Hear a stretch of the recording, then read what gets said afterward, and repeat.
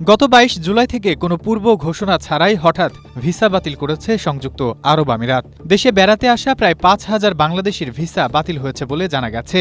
আতঙ্কে দিন কাটছে সংযুক্ত আরব আমিরাতে কর্মরত প্রায় ১০ লাখের বেশি বাংলাদেশি শ্রমিকের। ছুটিতে দেশে এসে অনেক প্রবাসী কর্মস্থলে ফেরার উদ্দেশ্যে বিমানবন্দরে গিয়ে জানতে পারছেন তাদের ভিসা কার্যকর নেই।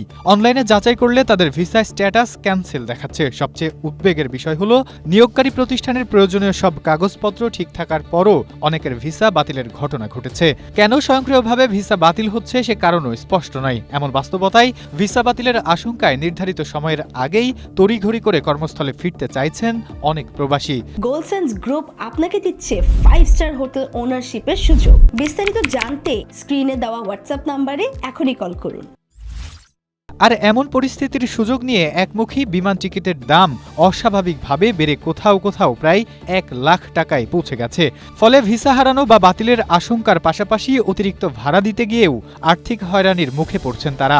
তবে জানা যায় এটি শুধু বাংলাদেশের সমস্যা নয়, পাকিস্তান, নেপাল সহ আরও কয়েকটি দেশের কর্মীদের ক্ষেত্রেও সংযুক্ত আরব আমিরাতে একই ধরনের ভিসা বাতিলের ঘটনা ঘটেছে।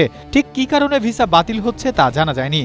এই সমস্যা সমাধানে বাংলাদেশ দূতাবাস কাজ করছে। এই পর্যন্ত প্রায় ৩০০ প্রবাসীর আবেদনের তথ্য সংশ্লিষ্ট মন্ত্রণালয়ে পাঠানো হয়েছে। এছাড়া আরও প্রায় ১,৪০০টি আবেদন যাচাই বাছাইয়ের প্রক্রিয়ায় রয়েছে।